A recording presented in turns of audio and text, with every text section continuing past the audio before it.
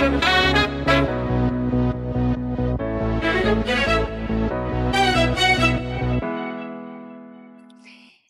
عاملين ايه؟ النهارده هاخدكم معايا في كام مشوار بسرعه كده. في ناس قالت لي يا نشوى خدينا معاكي في الايام اللي بتبقي رايحه تقضي فيها حاجات بسيطه كده ويعني والمشاوير الصغيره اليوميه دي. فيلا انا النهارده رايحه اعمل كام مشوار، فتعالوا معايا. واللي هيسالني يقول لي رجعتوا تلبسوا جواكت تاني ليه يا نشوى؟ هقول هو كده عشان هو الجو في امريكا مش مفهوم، مره جواكت ومره صيف ومره ربيع وكده. فالنهارده في جواكت. هتودينا فين يا نشوى؟ نمون الاول، عايزه اروح احط بنزين في العربيه، وبعدين المشوار التاني هنروح الصيدليه اجيب العلاج بتاعي، وبعدين اخدكم على هانفرد سوبر ماركت هنا بيبيع كل حاجه. عايزه اجيب شويه خضار على شويه طلبات كده بسيطه للمطبخ. فلو عايزين تتفرجوا على اليوم وتبقى فرصه اقول لكم شويه اسعار واوريكم شويه حاجات، خليكم معايا.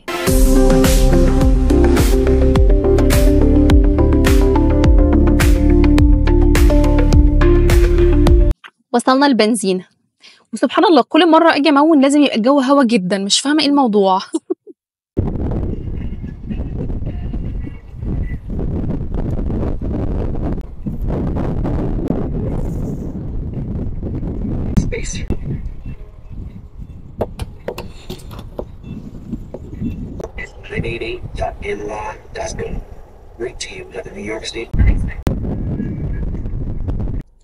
المحطة التانية العلاج بتاعي، عايزة اروح الصيدلية نجيب العلاج بتاعي، فيلا.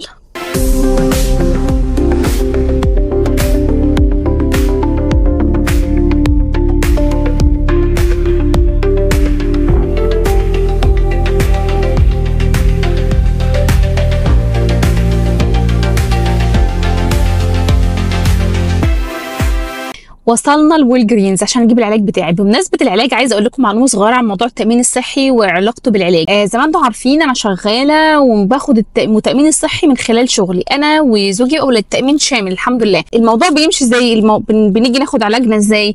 لما بنروح المكتب بتاعنا او العياده بتاعتنا او الدكتور اللي احنا متابعين معاه يكتب لنا وصفه بريسكريبشن. البريسكريبشن دي بتيجي اوردر كده، كله سيستم، كله على الكمبيوتر، بيجي على اقرب صيدليه. انا بقول لهم بياناتها، اقول لهم انا عايزاها تيجي لي على الصيدليه الفلانيه. اشهر الصيدليات هنا في امريكا هي السي في اس والوالجرينز، وموجودين في كل مكان، حتى في السوبر ماركت ممكن تلاقيها في وول مارت. صيدليات موجوده في كل مكان فيها الفارماسي بتاعته. فالاوردر لما بيجي على الصيدليه تبعت لي مسجات على الموبايل تقول لي البريسكريبشن بتاعتك وصلت، تعالي استلميها. ولو مش موجوده عندهم هيقولوا لي لسه بنعمل لها اوردر وهتيجي على بكره او بعد. فكله الكترونيك، ودي من احلى الحاجات بصراحه. بالنسبه للتامين الصحي، التامين الصحي بتاعي قوي لانه تبع الستيت، ولكن بندفع فلوس رسوم بتبقى بسيطه مقارنه بثمن العلاج. التامين بيشيل جزء كبير جدا وانا بدفع حاجه اسمها كوباي مقارنه بثمن العلاج، فهي في الاخر اسعار رمزيه يعني. فيلا بينا ندخل نجيبه.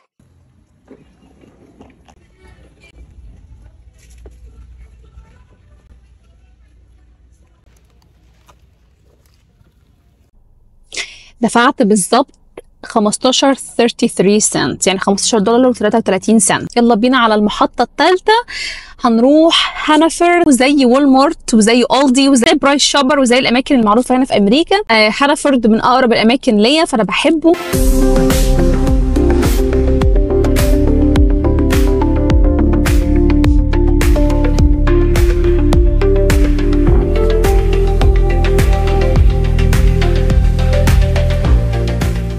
اول ما دخلت قابلني على طول اكياس الكروتونز دي، عيش محمص مربعات صغيره كده بالسبايسز بالتوابل، تبقى حلوه قوي لو اتحطت على سلطه خضار او سلطه جبنه واتاخدت معاكم في الشغل مثلا.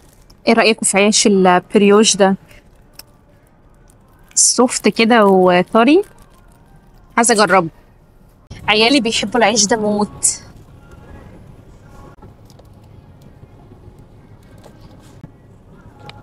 عامل زي القرص كده والطريه، بيحبوه قوي.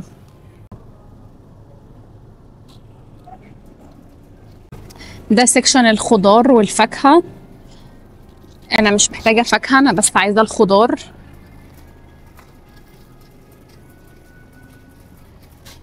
فالخضار فين؟ انا عايزه خيار وعايزه فلفل الوان وعايزه فلفل حراق.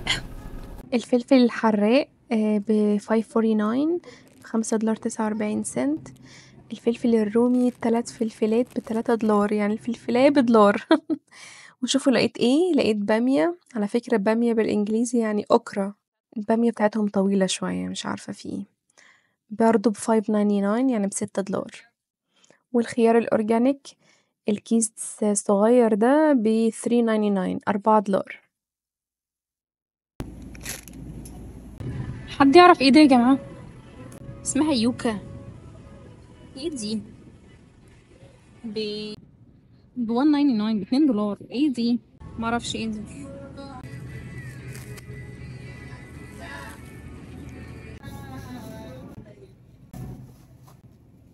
لقيت عندهم خضرة.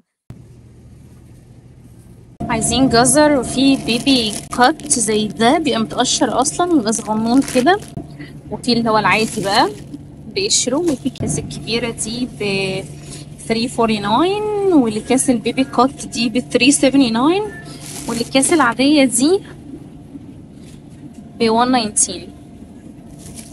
انا هجيب واحد وسط، ومش عايزاه متقشر، عايزاه عادي.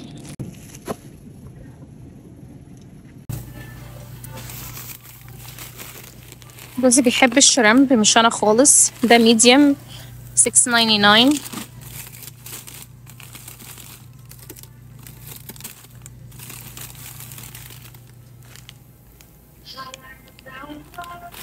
عايزة مكرونة. مكرونة القلم 299 البراند دي. بحبها دي، بجيب منها. مكرونة التحمير فوق خالص بس مش هطولها. حد كان معدي جابوها لي، المكرونة التحمير الصغنطوطة خالص دي، عارفينها؟ السناكس الحلوة قوي، الفواكه المجففة اللي هو المشمش المجفف ده ب 5.59. الكيس ده بحوالي $6. وفي منه الأصغر شوية ب $5. بس أنا بحب المشمش قوي، فأنا هجيب واحد. لقيت البلح ب 3.99. خلي بالكوا كمان ده في كرانبيريز مجفف، وفي الزبيب، الليزنس، كل انواع. حتى بصوا في باينابل مجفف وفي مانجا مجففه. الفواكه بتبقى حلوه قوي كسناكس يعني. عنده ادوات مطبخ.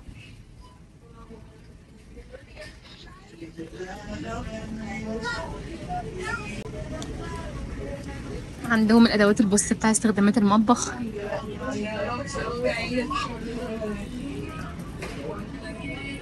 وايت ايس كريم نو شوجر اورنج تشيري جريب، حلوه قوي. كده انا جبت الحاجات اللي كانت ناقصاني النهارده من هانفورد.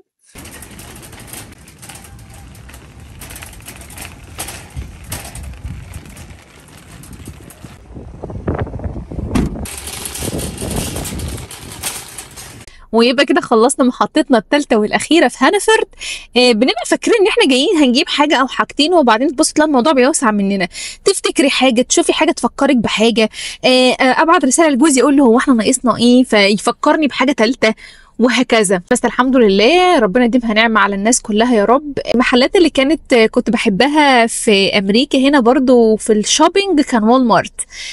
بس انا لما نقلت وسكنت في المكان الجديد، وول مارت اللي قريب مني ما فيهوش سيكشن الخضار، بس هو وول مارت كل حاجه تانية. بس كل حين واخر كده لما بنبقى قريبين من وول مارت القديم بتاعنا بنروحه، لانه بيوحشنا، واخدين عليه جدا يعني. وانا بقى متجهه في طريقي للبيت دلوقتي. لو عايزين تخليكم معايا لحد ما اروح خليكم. شايفين المحل اللي هناك ده قبل ما التراك تقطع علينا؟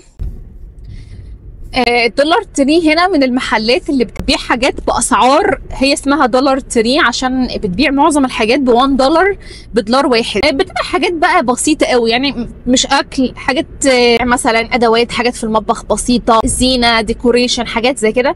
هاخدكم في مره ونعمل جوله فيه ونشوف ايه الحاجات اللي ممكن تبقى بتتباع في الدولار تري، وايه الحاجات اللي ممكن يعني الناس تستخدمها وتستفيد منها وتبقى اسعارها رخيصه في الدولار تري. هو قريب من البيت عندي، هو نفس المسافه اللي على مسافه هانفورد، فهو حوالي 7 دقايق من البيت. انا ما بعرفش اشتري منه حاجات كتير، بس انا عندي صحاب ليا بيجيبوا منه كل حاجه يعني. بيبيع حتى البذور اللي بتتزرع في الجنينه، لو هنزرع ورد، هنزرع بذور خضار، فواكه معينه، حاجات زي كده، بيقول بيبيعوا اكياس البذور دي بسعر رخيص جدا. هو بيبقى المينيمم دولار، ولكن هو في حاجات بتوصل لحد مثلا 10 دولار 12 دولار، ده الماكسيمم.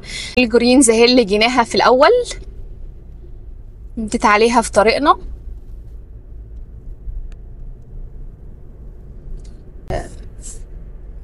ده طريقنا بقى لحد البيت. دي جنينه برضو او حديقه اطفال برضو موجوده هنا قريبه من البيت.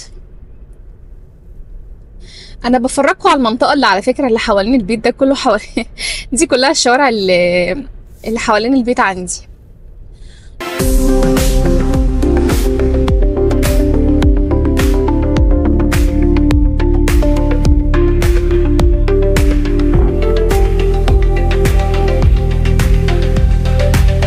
ألدي اهو، في ناس بتحب تشتري منه حاجات، بس انا بحس ان ألدي ده من المحلات الصغيره جدا، يعني اخرك تجيبي منه حاجه حاجتين، ما تعرفيش تجيبي منه حاجات كتير.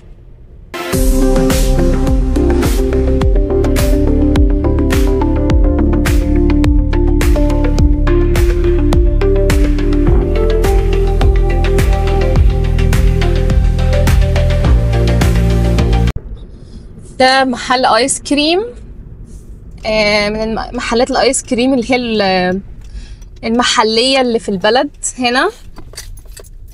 وده الشارع بتاع اللي انا ساكنه فيه، ده شارع بيتي بقى كده. احنا خلاص يعني وصلنا، بيتي في وسط البيوت دي.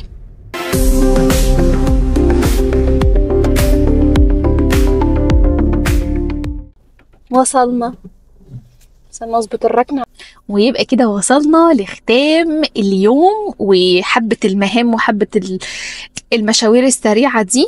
لو عجبكم الفيديو، حسيت ان انتوا عجبكم الجو ده من الفيديوهات اللي هي اليومية الروتينية السريعة دي، هكتر لكم منها واحاول يعني اركز انه يبقى لو في كذا مشوار او كذا مكان في نفس اليوم هعمله اصوره لكم. لو حسيت ان انتوا عجبكم النوعية دي من الفيديوهات، انا مش عارفة لسه، انا بحاول لسه اكتشفكم واختبركم واشوف كده ايه اللي بيعجبكم وايه اللي مش بيعجبكم، يعني ايه اللي بيعجب الناس، عشان هي انانيه من الواحد انه يعرض اللي هو عايزه او يعرض اللي هو عاجبه. في ناس رايهم يهمني والمشتركين معايا من الاول خالص، فانا رايهم يهمني ويهمني اعرف هم حابين يشوفوا ايه. فانتوا لو عجبكم حاجه زي كده قولوا لي وانا اصور لكم بعد كده حاجات زي كده. وبس كده خلاص، اشوفكم على خير الفيديو اللي جاي.